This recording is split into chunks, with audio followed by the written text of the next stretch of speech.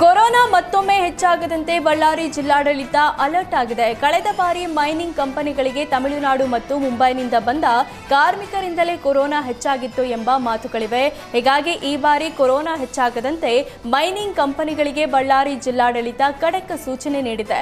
ಒಂದು ವೇಳೆ ಮತ್ತೊಮ್ಮೆ ಕೊರೋನಾ ಹೆಚ್ಚಾದರೆ ಕಾರ್ಮಿಕರ ಬಗ್ಗೆ ಹೆಚ್ಚು ನಿಗಾ ಇಡಬೇಕು.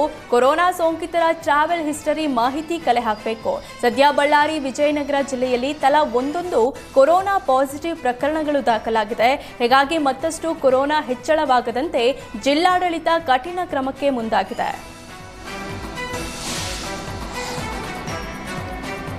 ಗೃಹ ಸಚಿವ ಪರಮೇಶ್ವರ್ಗೆ ಸೇರಿದ ಶಿಕ್ಷಣ ಸಂಸ್ಥೆಗಳ ಮೇಲೆ ಇಡಿ ದಾಳಿಯಾಗಿತ್ತು. ಇಡಿ ದಾಳಿ ಬಗ್ಗೆ ಪ್ರತಿಕ್ರಿಯೆ ನೀಡಲು ಗೃಹ ಸಚಿವ ಪರಮೇಶ್ವರ್ ನಿರಾಕರಿಸಿದ್ದಾರೆ. ಡಿಸಿಎಂ ಡಿಕೆ ಶಿವಕುಮಾರ್ ಅನ್ಯಾರಾವ್ಗೆ ಪರಮೇಶ್ವರ್ ಗಿಫ್ಟ್ ನೀಡಿದ್ದಾರೆ ಎಂಬ ಹೇಳಿಕೆ ಬಗ್ಗೆ ಪ್ರಶ್ನೆಗೆ ನಾನು ಏನೂ ಮಾತಾಡಲ್ಲ, ಹೋಗಿ ಡಿಸಿಎಂ ಡಿಕೆ ಶಿವಕುಮಾರ್ ಅವರನ್ನೇ ಕೇಳಿ ಅಂತ ಡಿಸಿಎಂ ಡಿಕೆಶಿ ಮೇಲೆ ಪರಮೇಶ್ವರ್ ಸಿಟ್ಟಾಗಿದ್ದಾರೆ. ವಿಧಾನಸಭೆಯಿಂದಲೇ ಬಿಜೆಪಿ 18 ಶಾಸಕರ ಅಮಾನತು ವಾಪಸ್ ಪಡೆದ ಬಗ್ಗೆ ಬಿಜೆಪಿ ಶಾಸಕ ಚನ್ನಬಸಪ್ಪ ಪ್ರತಿಕ್ರಿಯೆ ನೀಡಿದರು. ಶಾಸಕರ ಅಮಾನತು ವಾಪಸ್ ಪಡೆದಿರುವುದು ಸ್ವಾಗತಾರ್ಹ. ವಿಪಕ್ಷ ನಾಯಕ ಆರ್ ಅಶೋಕ್ ಸೇರಿದಂತೆ ಹಲವು ನಾಯಕರು ಸ್ಪೀಕರ್ ಬಳಿ ಹೋಗಿ ಸಲಹೆ ನೀಡಿದ್ರು. ವಿಪಕ್ಷ ನಾಯಕ ಆರ್ ಅಶೋಕ್ ಸಲಹೆ ಮೇರೆಗೆ 18 ಶಾಸಕರ ಅಮಾನತು ಆದೇಶ ಹಿಂಪಡೆಯಲಾಗಿದೆ ಅಂತ ಸ್ಪೀಕರ್ ತಿಳಿಸಿದ್ದಾರೆ.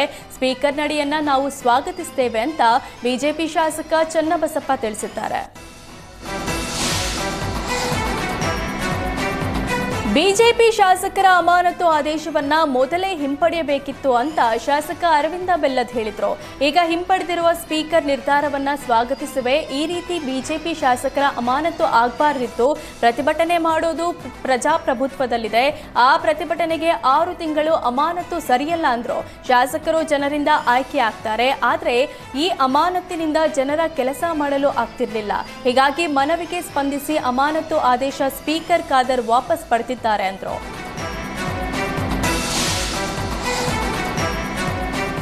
ಪ್ರಧಾನಿ ಮೋದಿ ನೇತೃತ್ವದ ನೀತಿ ಆಯೋಗದ ಸಭೆಗೆ ಸಿಎಂ ಸಿದ್ದರಾಮಯ್ಯ ಗೈರಾಗಿದ್ದಕ್ಕೆ ಸಂಸದ ಗೋವಿಂದ ಕಾರಜೋಳ ಕಿಡಿಕಾರಿದ್ದಾರೆ. ಸಿಎಂ ಸಿದ್ದರಾಮಯ್ಯ ನೀತಿ ಆಯೋಗದ ಸಭೆಗೆ ಹೋಗದೇ ಇರೋದು ದುರ್ದೈವದ ಸಂಗತಿ. ರಾಜ್ಯಕ್ಕೆ ಅನುದಾನ ಕೊಡ್ತಿಲ್ಲ ಅಂತ ಸಿಎಂ ಸಿದ್ದರಾಮಯ್ಯ ರಾಜಕಾರಣ ಮಾಡ್ತಿದ್ದಾರೆ. ಸಿಎಂ ಸಿದ್ದರಾಮಯ್ಯ ಸಭೆಗೆ ಹೋಗದ ಪರಿಣಾಮ HAL ಫ್ಯಾಕ್ಟರಿ ಆಂಧ್ರದ ಪಾಲಾಗುವ ಭೀತಿ ಇದೆ.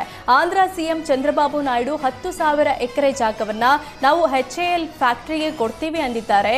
ಈಗಲೂ ಕಾಲ ಮಿಂಚಿಲ್ಲ. ಪ್ರಧಾನಿ ಮೋದಿ ಹತ್ರ ಸಿಎಂ ಹೋಗಿ ಈ ವಿಚಾರದ ಬಗ್ಗೆ ಚರ್ಚೆ ಮಾಡಲಿ ಅಂತ ತಿಳಿಸಿದ್ರು. ಹಿರಿಯ ಸಚಿವರು ತ್ಯಾಗಕ್ಕೆ ಮುಂದಾಗಬೇಕೆಂಬ ಮುನಿಯಪ್ಪ ಹೇಳಿಕೆಗೆ ಸಚಿವ MB ಪಾಟೀಲ್ ಟಕ್ಕರ್ ನೀಡಿದ್ರು. ಬೇಕಿದ್ರೆ ಮುನಿಯಪ್ಪ ಅವರೇ ತ್ಯಾಗ ಮಾಡಲಿ ಅಂತ MB ಪಾಟೀಲ್ ಟಾಂಗ್ ಕೊಟ್ಟಿದ್ದಾರೆ. ಸದ್ಯಕ್ಕೆ ಸಂಪುಟ ಪುನಾರಚನೆ ಏನೂ ಇಲ್ಲ, ಎಲ್ಲವೂ ಹೈಕಮಾಂಡ್ ತೀರ್ಮಾನ ಮಾಡಲಿದೆ. ಈ ವಿಷಯವಾಗಿ ಸಿಎಂ ಹೈಕಮಾಂಡ್ ನಿರ್ಧಾರವೇ ಅಂತಿಮ ಅಂದ್ರು. ಇನ್ನು ಸಂಪುಟ ಪುನರಚನೆ ವಿಚಾರವಾಗಿ ನಾವು ಬಹಿರಂಗವಾಗಿ ಹೇಳಲು ಆಗಲ್ಲ, ನಮ್ಮ ಅಭಿಪ್ರಾಯ ಕೇಳಿದ್ರೆ ಹೈಕಮಾಂಡ್ ಮುಂದೆ ತಿಳಿಸ್ತೇವೆ ಅಂತ ಸ್ಪಷ್ಟಪಡಿಸಿದ್ರು.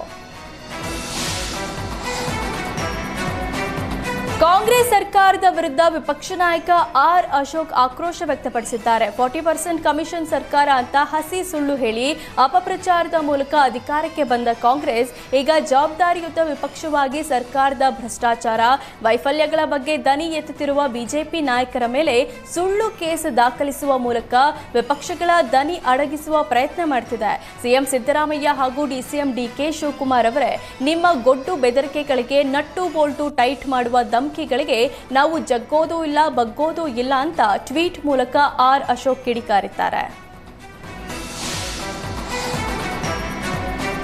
ರಾಜ್ಯ ಸರ್ಕಾರ ವಿಐಎಸ್ಎಲ್ ಕಾರ್ಖಾನೆ ಪುನಶ್ಚೇತನ ಕೈ ಚೆಲ್ಲಿದ ಬೆನ್ನಲ್ಲೇ ಕೇಂದ್ರ ಸಚಿವ ಕುಮಾರಸ್ವಾಮಿ ಪ್ರತಿಷ್ಠೆಯಾಗಿ ಸ್ವೀಕರಿಸಿದ್ದಾರೆ. 10,000 ಕೋಟಿ ಬಂಡವಾಳ ಹೂಡಿಕೆ ಮಾಡಿ ವಿಐಎಸ್ಎಲ್ ಕಾರ್ಖಾನೆ ಪುನಶ್ಚೇತನ ಮಾಡೋದಾಗಿ ಕೇಂದ್ರ ಸಚಿವ HDK ಘೋಷಿಸಿದ್ದಾರೆ.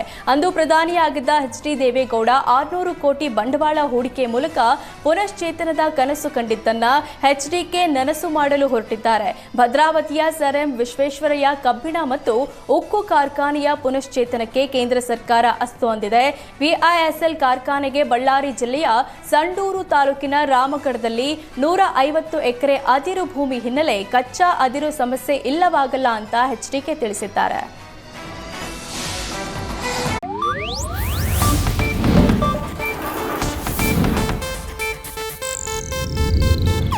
ಇದು ಏಷ್ಯಾನೆಟ್ ನ್ಯೂಸ್ ನೆಟ್ವರ್ಕ್ ಪ್ರಸ್ತುತಿ.